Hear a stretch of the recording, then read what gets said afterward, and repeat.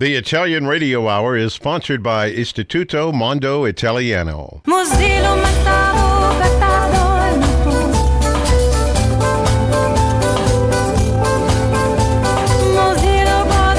Good evening and welcome to the Italian Radio Hour. Io sono Viviana. E io sono Caterina. We'd like to welcome back our regular listeners and also welcome any new listeners and anyone listening online at khbradio.com. Also, be sure to like us on Instagram and Facebook at the Italian Radio Hour. E benvenuti ai nostri ascoltatori da tutto il mondo, grazie per essere con noi anche oggi mentre continuiamo il nostro viaggio per l'Italia e la cultura italiana. On last week's episode, we spoke with Angelo Carotenuto, owner of Live Tours, about his innovative Roman tours from the female perspective. And we also spoke with Chris Fenimore about his love of traditional family recipes and his experiences in Rome as a temporary Roman. But before we get to our guest tonight, Viviana, let's find out the answer to last week's trivia question. What is the meaning of mettiamoci una pietra sopra? Well, dear Kathy, unfortunately, when we talk about a pietra, we're probably talking about a tombstone. Okay, so the idea of metterci una pietra sopra is pretty much probably similar to the English let's bury the ashes and move on. So let's put a stone on this dead topic and move on, and let's continue to be friends.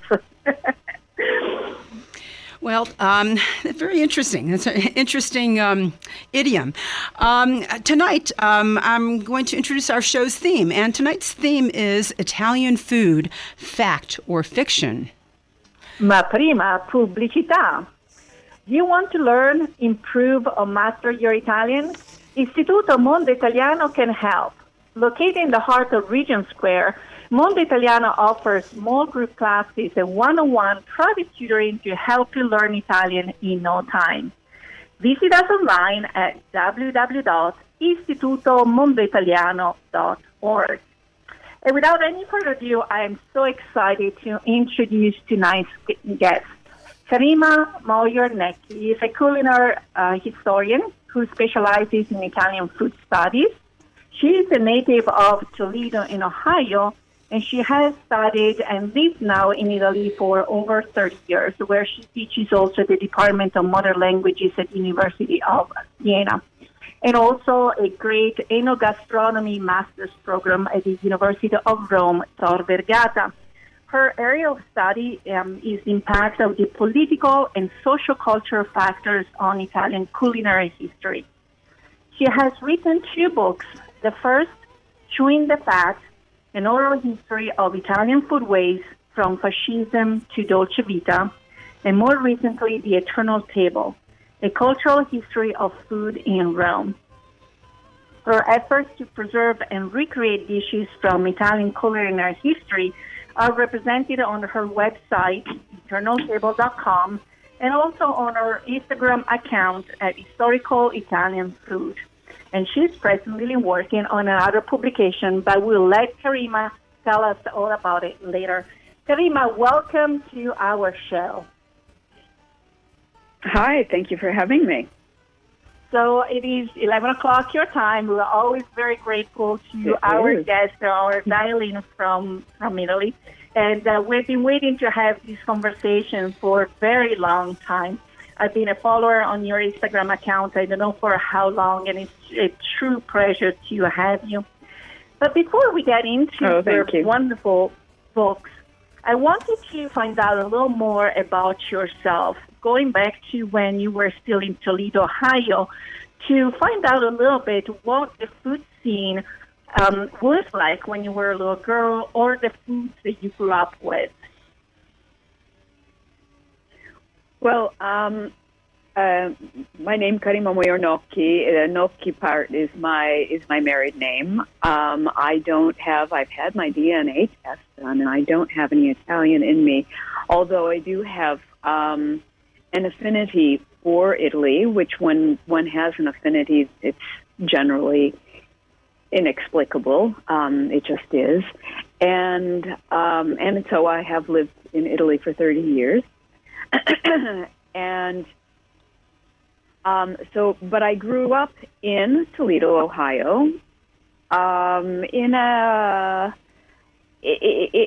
family with, I would say, the table was very bland. It was very bland food that my father appreciated.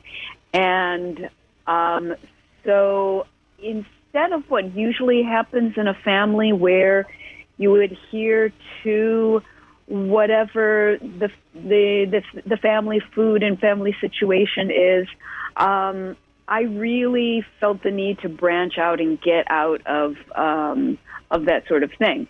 But at the same time, people don't tend to know this about Toledo, Ohio. At the time that I was living there, there were more restaurants per capita in Toledo than any other city in the United States. I believe Seattle has now gone over that. But a really, really wide variety of food. So there was, at least the foodscape outside of my own home was very vast. Yes, I almost wonder if when you were a little girl, you felt you had a toy kitchen where maybe you pretend to cook for everyone or come up with your own recipes. Is it something that I totally made up in my own imaginary, or was there, you said to branch out, and were you dreaming, so to speak, about food that eventually from dramaturgy and opera led you to Italy and then to get an expert in the field that you're in right now? Is there anything else? Right. I think that's another thing about food that people who are in the food field have also this affinity towards it. That again it just is. And I remember that when I was very young, I was given a cookbook that deeply impacted me, even though I never actually cooked anything out of it. I think I was in first grade when I got it.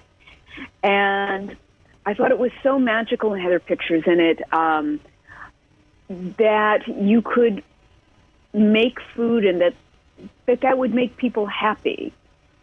And that the creation of food was the creation of love and the creation of happiness and being together. I've since then gone on and become very interested in the way that what pushes most of my research is the way that how food is embedded in society and how much it determines our relationships. Thinking about sitting down at the table with other people and consuming something that we need to stay alive from outside the earth, and how that has become a part of our socialization, an expression of love as well. This very fact that we need to consume the earth in order to keep going on every day, and that around that cuisines have developed, and national cuisines and regional cuisines, family ways of preparing a certain food.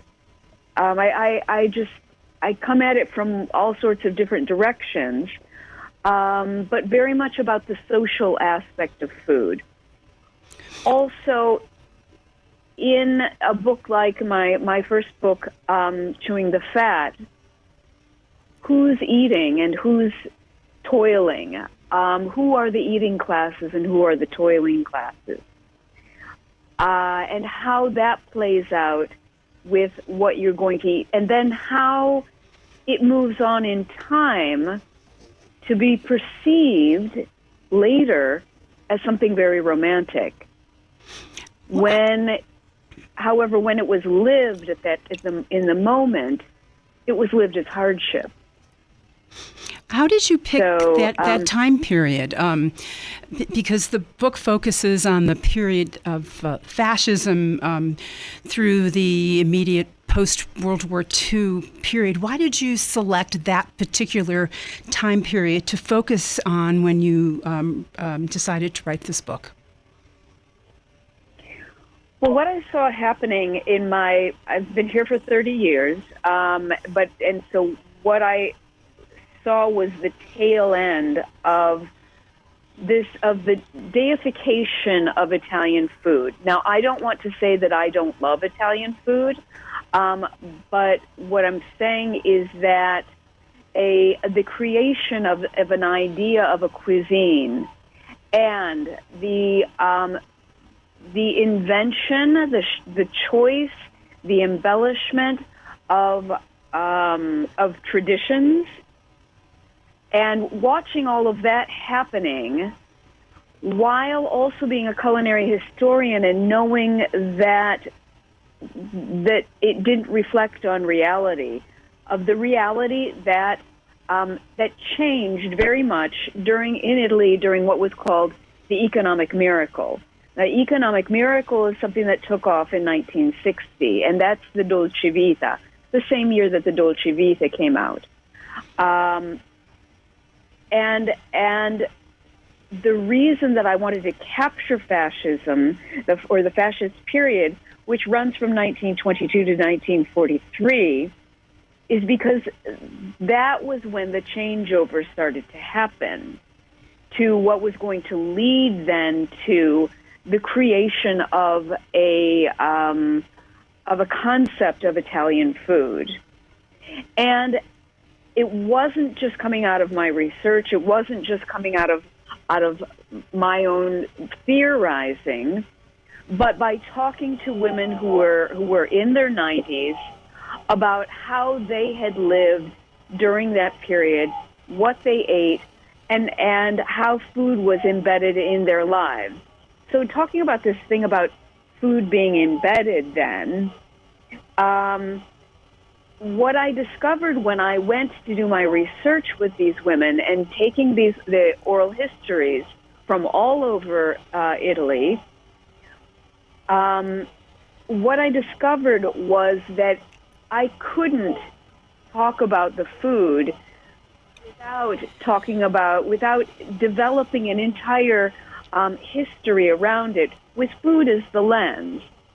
So my book, Chewing the Fat, is about the history of that food, that period of time, the fascist period, which is very little talked about in Italy. It's kind of a taboo topic.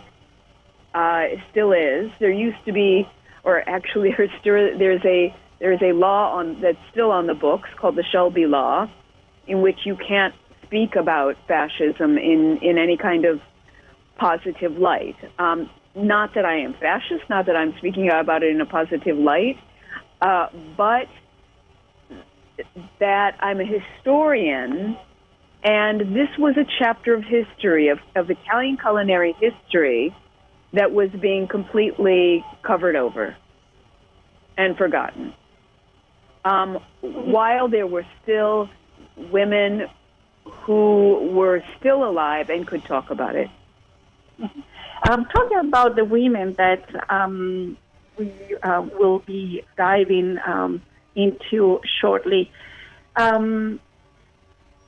what was the profile, so to speak, that you might have written down about what you were looking for versus then the women that you were introduced to?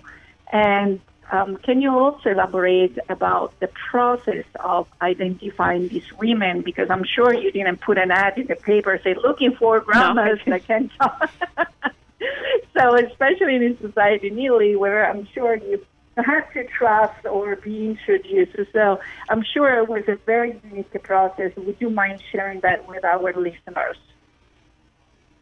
Yes, well, you know the expression in Italian, bene fidarsi, no, com'era? Non fidarsi è meglio. Fidarsi bene, right, non fidarsi meglio, right.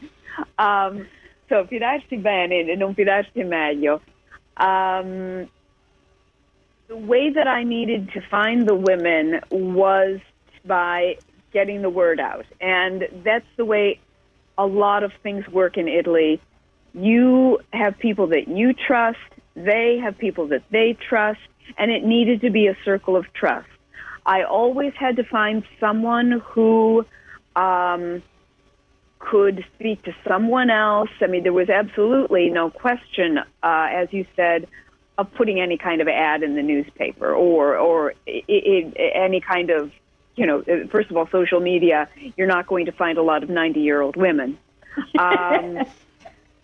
So, and the delicate topic of entering into talking about the fascist period, and it was not. I don't want to say masked in the wrong way, but introduced as wanting to talk about food from the old days, and that was something that was very interesting to them, except that I was also, or am, doing university research, and most of the women had, at best, when you read my book. Hello, do we still have Karina on the line? Yeah, her book is a mixture of interviews with these women who are all in their 80s and 90s, and written actually in their own words and interspersed with chapters that explain history and facts. So it's a really interesting way of letting us know the history of that time period.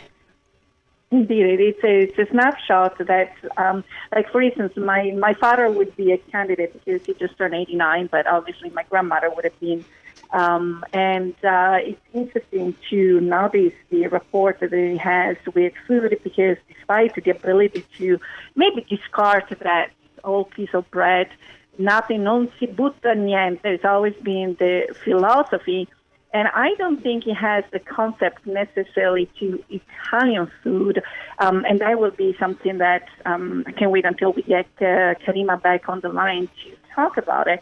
But sometimes some of the recipes that eventually we started to label now as for la cucina povera, which are becoming super trendy. You almost have to be rich to go to restaurants that serve la cucina povera. But that's sometimes how the recipes were made by wanted trying to find ingenious ways of reusing leftovers or whatever was produced or whatever people have access to. Well, it looks like, Viviana, we have Karima back on the line. Yes, wonderful. I'm back. Wonderful. Hi. Little technical glitch. Live radio, it's live radio. Okay, Karima. So we had heard a conversation about the introductions and how finding the women, right? And so little by little, it spread out, and I managed to go through from north to south, and also have women who were from Libya and Istria, which used to be part of Italy, and so I had a very broad spectrum. But what I was looking for was women who represented a certain socioeconomic group.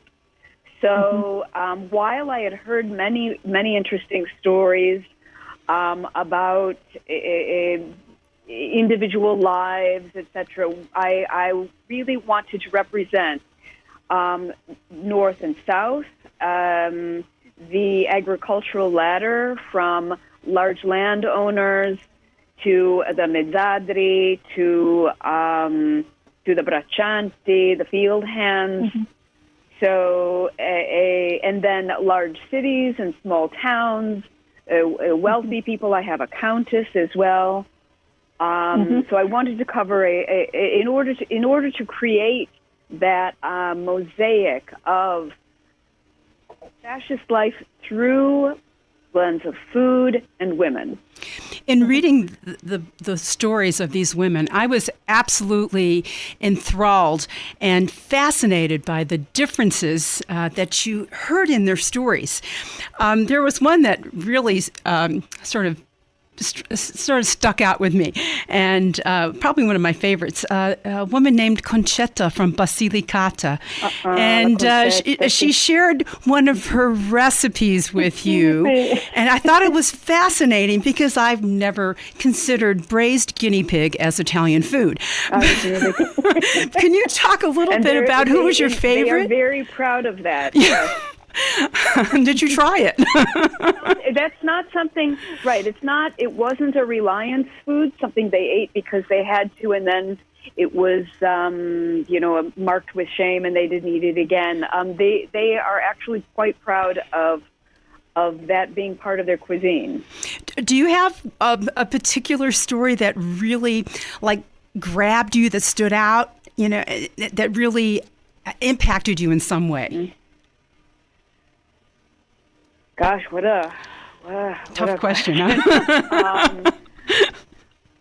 I became to a lot of these women just very attached because you can't sit and listen to someone handing over to you their life story, and not become on a certain level, even though with a professional stance, but involved with that. And I mean, there were women that I adore. The Celestina, who's from the mountains. Just the way that she spoke and how the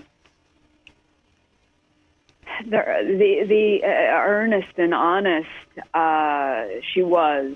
I don't know that I could pick a person because they all.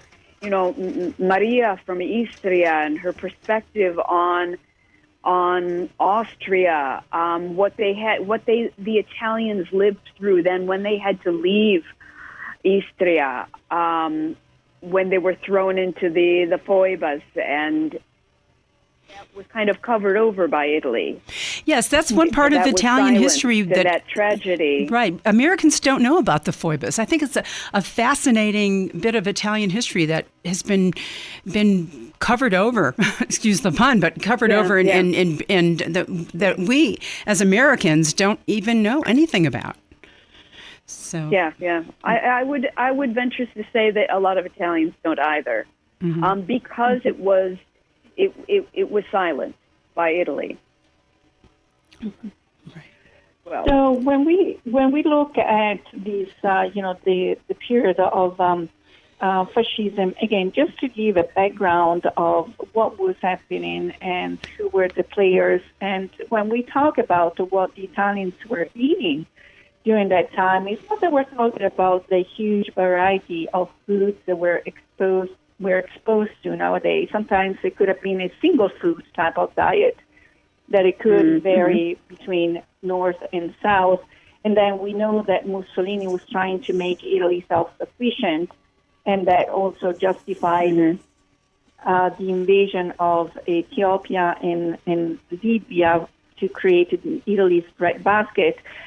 Obviously, an effort that also turned out against him, even though at the beginning he might have had support from the nation for Libya. But then he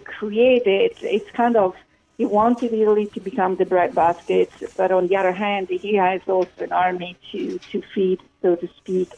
There were certain, I think you talk about a certain willingness from the Italians almost to tie the belt in honor of the mafia. Can you elaborate a little more about, again, what was happening and what you might have heard from these ladies, or just in general? If I may interrupt just for a second, we're going to need to take a little break for a commercial, and we'll continue the answer right after this little bit of pubblicità. Okay, so stay with us, Karima. Applying for dual citizenship? Need documents translated? Istituto Mondo Italiano provides certified translation and interpretation services in 20 different languages. Be sure to visit us at www.istitutomondoitaliano.org. Okay, we're back and ready for your answer, Karima.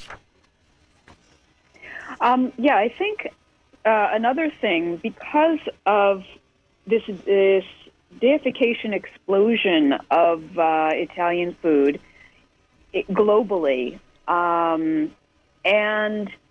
an unawareness, a lack of awareness about the actual culinary history, it's surprising to know that this pride in Italian food is actually quite recent, and that for 2 centuries prior, Italy and Western Europe amplify that as well, looked to France for its culinary cues. France was the center of culinary culture, and Italy very much kowtowed to that after the Renaissance. So from the Renaissance on, that's where what you turned to. So when the fascist period started, and Mussolini became very insular, and trying to with autarky and wanting to with the invasion of Ethiopia in 1935, promising people that they would have their bread and they would have their white bread, not only just the bread. It was really important that the country pull in and valorize these foods that in Italy had hitherto been considered poor foods: polenta, rice, even pasta, and to take pride in this Italian food. But it was also part of a political program, so that Italians were also at the same time coming together as a nation. Now, when that Ethiopian invasion happened in 1935, sanctions were set up against Italy, and that really galvanized Mussolini to convince people to eat Italian, to eat these poorer foods, poor in the sense that they cost less and they were not fancy French recipes, in that sense, poor. So, and to take pride in that, and that's kind of where this idea of pride begins.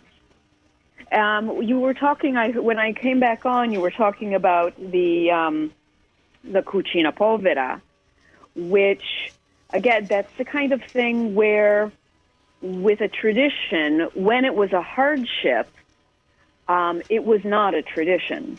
And there was not a certain pride in managing to pull something together or eating the same food every day. Now that we can kind of pick it off of a rustic menu when we go to a restaurant, and some of the things that they call get called rustic are definitely not rustic. You can't, or if you see a ravioli being called rustic, that's just completely over the top. But calling something la cucina povera as if the poverty were some sort of cuisine, I have a bit of a problem with that. Not with the ingenuity of it, but of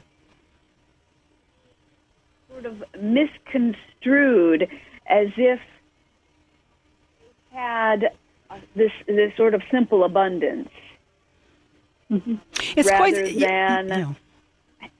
trying to get food on the table, which is a completely different story. So this fallacy of this cucina povera is almost similar to, I guess, we romanticize here in the United States the concept of the Mediterranean diet.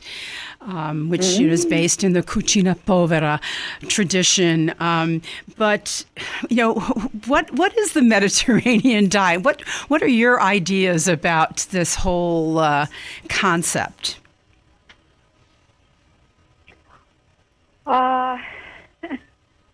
Let's see if I can water that one down. I have a 35-page chapter that I wrote in for a book about this.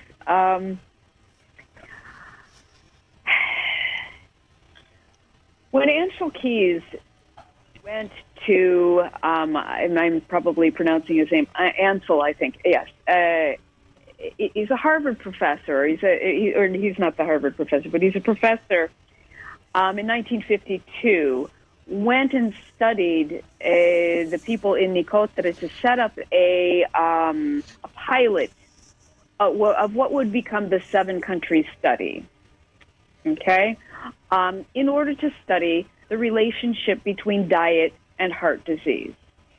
He went to Nicotre and then, with other doctors, decided that was going to be this ideal of the Mediterranean diet because they had a very low relationship between dietary fat and heart disease. However, the thing that wasn't mentioned is the rampant malnutrition, because sure, they didn't have very much fat in their diet, but they were also living with substandard nutrition because they didn't have enough food to eat in a sufficient variety. So there are a lot of different distortions there. Now, when Ansel Keys then went on and did his 7-country study, Nicotre, the city in Calabria, was not included in the study. Well, now, why is that?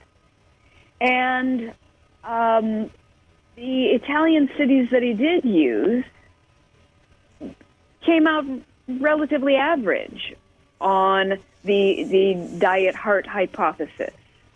Okay? So the other problem with now, we need to separate a few things here. One is vegetables, don't smoke, exercise regularly, and we all know that. It's the Mediterraneanization of that concept that was made that led some people to make a lot of money. There are 22 different Mediterranean countries. They each have a different cuisine. Now, cuisine is a different word from diet. There isn't a homogenized diet in these 22 Mediterranean countries whose coastline meets the Mediterranean Sea. They eat different things. Now, you could also talk about the olive growing zone as maybe that's what Mediterranean, because Portugal, which is not on the Mediterranean, is included in the Mediterranean diet. So it's a lot of different things. The term of the Mediterranean diet doesn't really even come out until 1993, based on a coming together of Harvard professors, a Greek woman, Anna Tricopolo, and Anna Feroluzzi in Italy, who were coming together and studying these things and trying to put together an idea of a Mediterranean diet. Now, an idea of a Mediterranean diet is like saying the idea of the South Beach diet. It has nothing to do with South Beach necessarily. Just like the Mediterranean diet isn't reflecting what people were actually eating. It's not. Mediterranean diet is not Italy. It's not Italian cuisine. It's a put together idea. It's a Mediterraneanization of eat more vegetables and don't smoke. and exercise. And it's very interesting because, I mean, one of the good fats that, so to speak, you would find in the Mediterranean diet will be the olive oil. But it's so interesting in your book how you tell us about the I think more common practice of using lard instead of olive oil, right. And how when the event of killing a pig. They were checking first how much fat they were going to get out of the animal so that they can use the lard not only just in cuisine, but for many other things, shoe shining, making soap. We're talking about times when there was no refrigeration, so maybe it was also used right. for that. And in addition to that, right. another thing that is very interesting that you talk about, people associate Italy, pasta, and pizza. But you highlight how, and maybe you can elaborate on this, how important soup was versus, what we think about pasta, pizza everywhere. And even the concept of pizza was a little different back then. Would you mind sharing more information with our audience? Yes.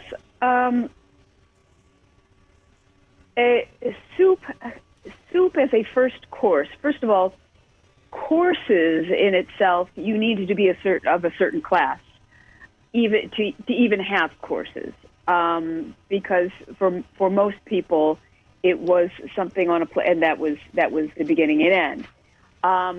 For many, let's say particularly, I don't want to say that, but for many, it was also a large plate, middle of the table, middle of the floor, and you ate out of it. You had your fork and you ate out of it.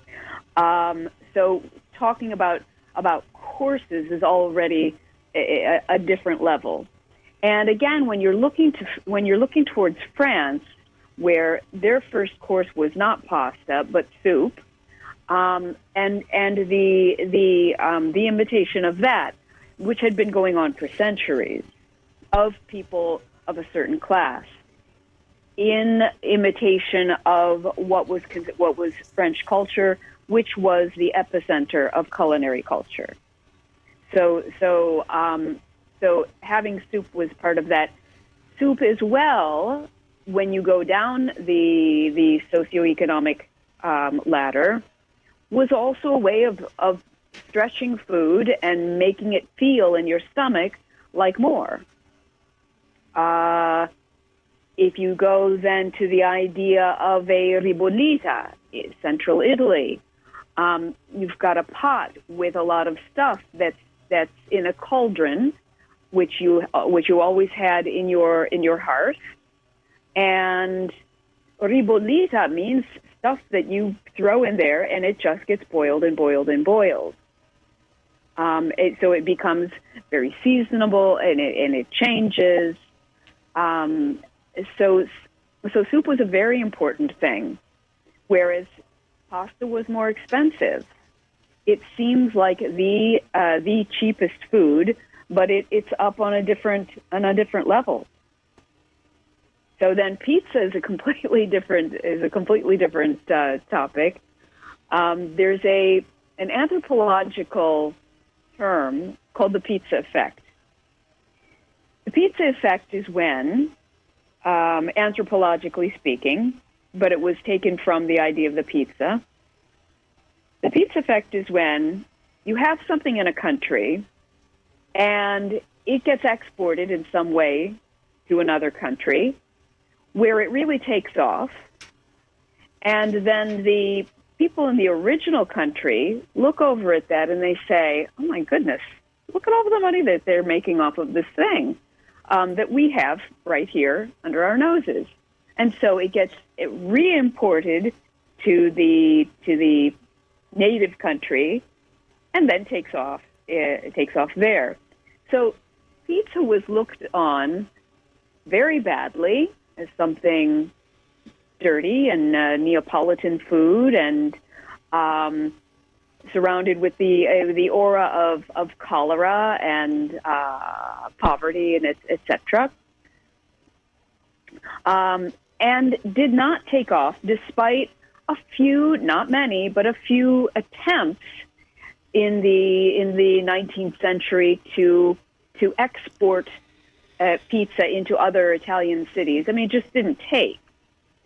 So what it required was this attention from abroad, and then it exploded into other things. The other thing is changing the association from a dirty, cheap street food to the association with the leisure economy of fun times at the beach, going out on a date, friends getting together for a cheap evening out on Saturday.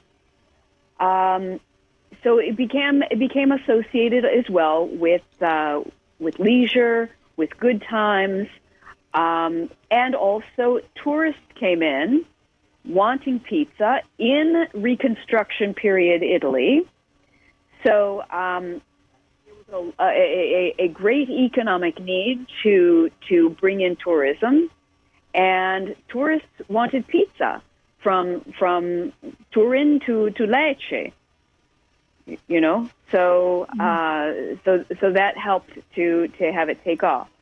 I wrote an article recently on Food 52 about the issue about Margherita and whether or not she actually ever ate or tried or knew about the pizza, and because this is not in the book, but the forgery that exists, which documents her apparent approval of the Margherita pizza.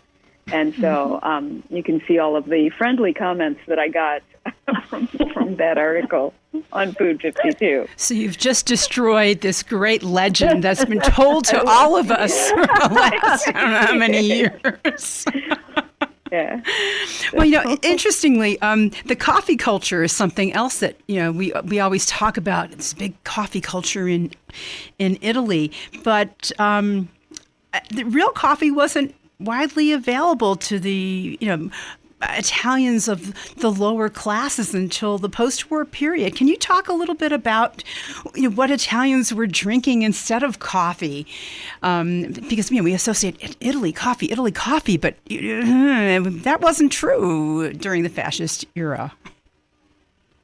Yeah, that's such a fascinating sociological phenomenon there. With despite the fact that of the unavailability of coffee, the inaffordability of coffee. There's a very long thing in 1939 in La Cucina Italiana talking about how coffee is not Italian. We need to eat fruit and drink wine and just forget about that ridiculous prop, which is coffee, and for those who could afford it. So in the larger cities where there was coffee, and you could still get it for a period of time until really that's also part of the reason for the invasion of Ethiopia, setting up coffee and getting that as part of Italy.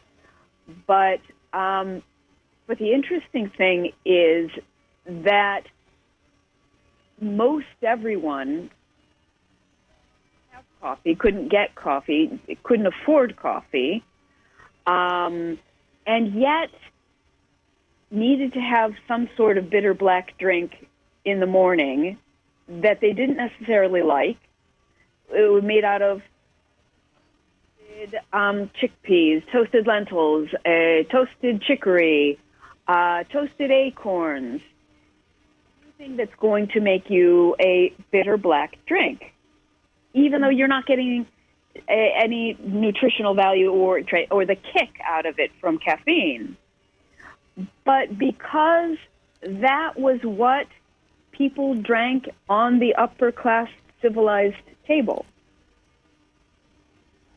You see? I remember my so I grandfather found that really fascinating. Mm-hmm. Yeah, also all the time. So orzo, right. Yeah. Orzo, Well, caffè barley, d'orzo, exactly. caffè That's d'orzo. probably the most common, right. Mm-hmm. But chicory, and you'll hear people, Kathy's founder, because she was also very fascinated by the male figure that I had that managed to enter the book. In addition to all the ladies that you talked about, Dario Cecchini, a famous butcher in Tuscany, and why the inclusion of him, and what does he represent in the book?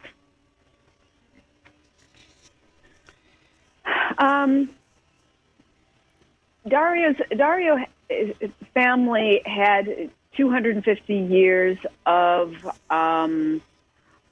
having a butcher shop. Also in Tuscany. Now I have some male voices through husbands that were present during the interview, and I didn't just cut them out. If they were present and they were in the conversation, then they were included. He's also considered a bit of a repository of the past.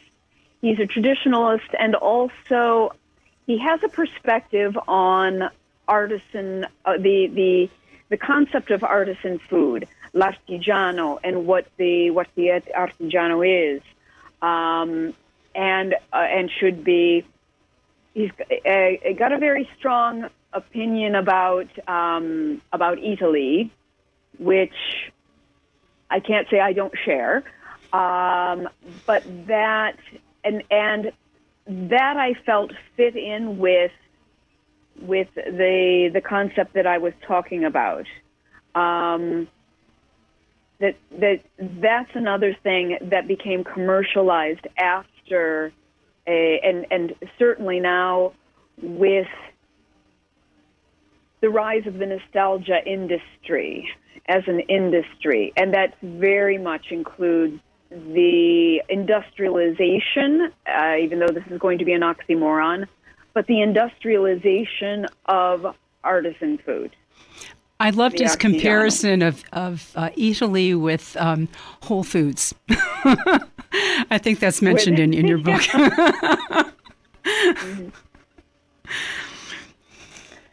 If these ladies were to walk into a supermarket now, what would you feel their reaction would be? Totally. Oh no, they've talked to me about how on the one hand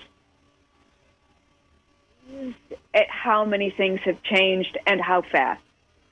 And also feeling like fish out of water because things happened so fast and that they became unrecognizable very quickly, and they feel disoriented in a supermarket, particularly those the big ones with that they're not quite like the American mega stores certainly.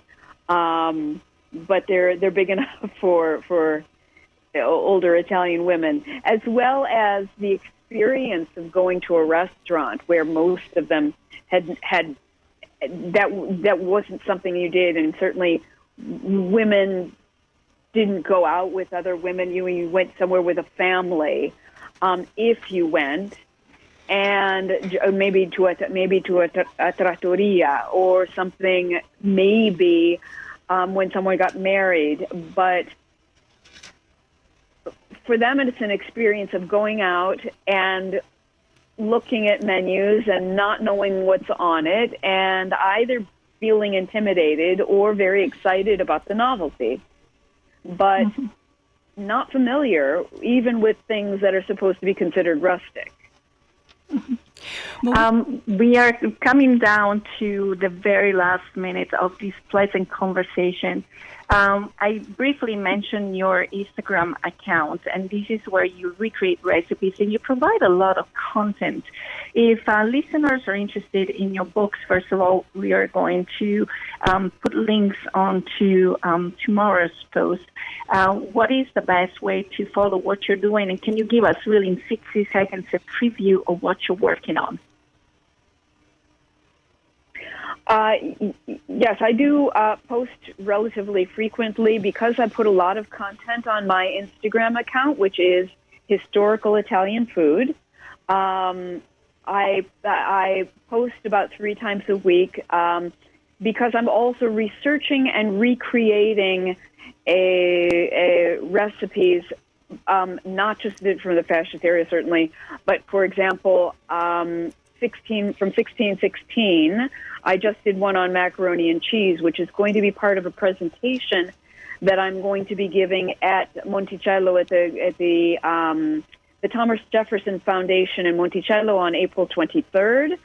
And I'm going to be doing that live at Monticello, or you can also watch for it streamed. There's you can either Google Monticello and look for me, or there's information on my Instagram if you're on Instagram. But that is my main outlet. I also have a website which I have longer things about historical Italian food on. But I put a lot of my industry into that. Also because it helps me keep up with my research that I'm doing for my book, which I'm looking for a publisher right now for a history of pasta. Well, Karima, grazie mille for taking time to be with us tonight. Unfortunately, the hour is almost up. And yes, il Big Ben ha detto di nuovo stop. Thank you, Karina. We will be in touch. Maybe you'll come back and tell us more about the Eternal Table. Buona serata e buonanotte. Buonasera. Okay, bene, grazie a voi. It's time for us to say arrivederci e alla prossima. We want to thank you for listening. If you have any questions or comments, please contact us at the Italian Radio Hour at gmail.com. We would love to hear from you. And Viviana, before we leave, who will be our guest next week? Well, next week our guest will be Danielle Oteri. She's an expert on Roman, medieval, and Renaissance art, and she's an expert on Elena Ferrante's novels, my brilliant friend. Danielle is passionate about Naples, and we will explore it through her eyes. Also want to remind our listeners that we are inaugurating a cookbook inspired by the recipes of our listeners. If you have any traditional and or regional Italian family recipes that you would like to have included in this cookbook, please submit it to us at our email address, theitalianradiohour@gmail.com. Remember, if you or any of your family and friends have missed a prior episode or would like to listen to this episode again, please visit our website at www.istitutomondoitaliano.org and click on the Italian Radio Hour tab. Vorremmo ringraziare la nostra ospite Karina Moyer-Nocchi, il nostro sponsor Istituto Mondo Italiano e la Boara per la musica. And finally, before we leave, here is our trivia question for next week. What does dalla padella alla brace mean? Again, what does dalla padella alla brace mean? You can send us your answers to the Italian Radio Hour at gmail.com. If you are not in the Pittsburgh area or might be traveling, remember you can catch us streaming live at khbradio.com every Thursday at 5 p.m. And be sure to like us on Instagram and Facebook at the Italian Radio Hour. Until next time, alla prossima. Ciao, ciao. Ciao.